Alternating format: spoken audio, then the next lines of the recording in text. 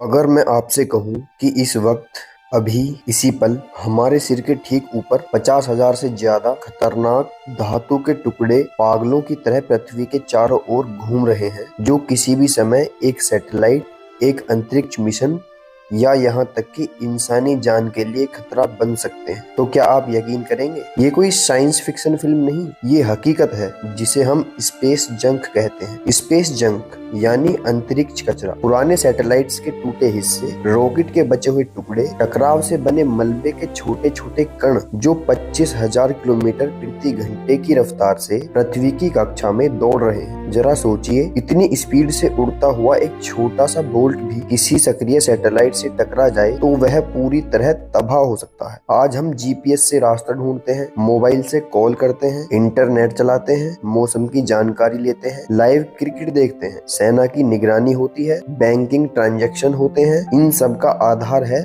अंतरिक्ष में मौजूद सैटेलाइट्स, और उन्हीं सैटेलाइट्स के चारों ओर मौत की तरह मंडरा रहा है ये स्पेस जंक। शुरुआत 1957 में पहले सैटेलाइट के लॉन्च से हुई और उसके बाद से हजारों रॉकेट और सैटेलाइट्स अंतरिक्ष में भेजे गए, लेकिन हर मिशन के साथ कुछ न कुछ मलबा भी कक्षा में छूटता गया। कई पुराने सैटेलाइट्स अपना ईंधन खत्म होने के बाद बेकार होकर बस अंतरिक्ष में तैरते रहे, कुछ आपस में टकरा गए और हजारों नए टुकड़ों में बट गए, और हर टक्कर ने खतरे को कई गुना बढ़ा दिया। वैज्ञानिक इसे केस्लर सिंड्रोम कहते हैं, एक ऐसी स्थिति जहां एक टक्कर दूसरी टक्कर को जन्म देती है और धीरे धीरे पूरी कक्षा मलबे से भर जाती है, जिससे नए सैटेलाइट लॉन्च करना लगभग असंभव हो सकता है। सोचिए, अगर एक दिन अचानक हमारे जीपीएस सिस्टम फेल हो जाए, इंटरनेट सिग्नल बंद हो जाए, लाइव टीवी रुक जाए, हवाई जहाजों की नेविगेशन सिस्टम गड़बड़ा जाए और मौसम की चेतावनियां समय पर न मिले, तो हमारी आधुनिक दुनिया कितनी असहाय हो जाएगी। ये खतरा सिर्फ टेक्नोलॉजी का नहीं बल्कि हमारी रोजमर्रा की जिंदगी का है। सबसे डरावनी बात यह है कि 50,000 तो केवल वे टुकड़े हैं जिन्हें ट्रैक किया जा सकता है, लेकिन लाखों छोटे कण ऐसे भी हैं जो इतने छोटे हैं कि रडार से पकड़ में नहीं आते, फिर भी उनकी रफ्तार इतनी तेज है कि वे अंतरिक्ष यान की बाहरी परत को भेद सकते हैं। अंतरराष्ट्रीय स्पेस स्टेशन को भी कई बार अपने रास्ते बदलने पड़े हैं ताकि वह इन खतरनाक टुकड़ों से बच सके। अब सवाल ये है कि इसका समाधान क्या है? दुनिया की कई स्पेस एजेंसियां और प्राइवेट कंपनियां स्पेस जंक को साफ करने के मिशन पर काम कर रही हैं। कुछ नेट से पकड़ने की तकनीक बना रही हैं, कुछ लेजर से मलबे को धीमा करने की कोशिश कर रही हैं ताकि वह पृथ्वी के वायुमंडल में जलकर खत्म हो जाए, और कुछ ऐसे सैटेलाइट डिजाइन कर रहे हैं जो अपना मिशन पूरा होने के बाद खुद ही नियंत्रित तरीके से पृथ्वी के वातावरण में प्रवेश कर नष्ट हो जाएं। लेकिन सच ये है कि समस्या जितनी तेजी से बढ़ रही है, समाधान उतनी तेजी से लागू नहीं हो पा रहा। हर नया लॉन्च, हर नया मिशन इस खतरे को थोड़ा और जटिल बना देता है। हम इंसानों ने धरती को कचरे से भर दिया है, अब हम अंतरिक्ष को भी नहीं छोड़ रहे।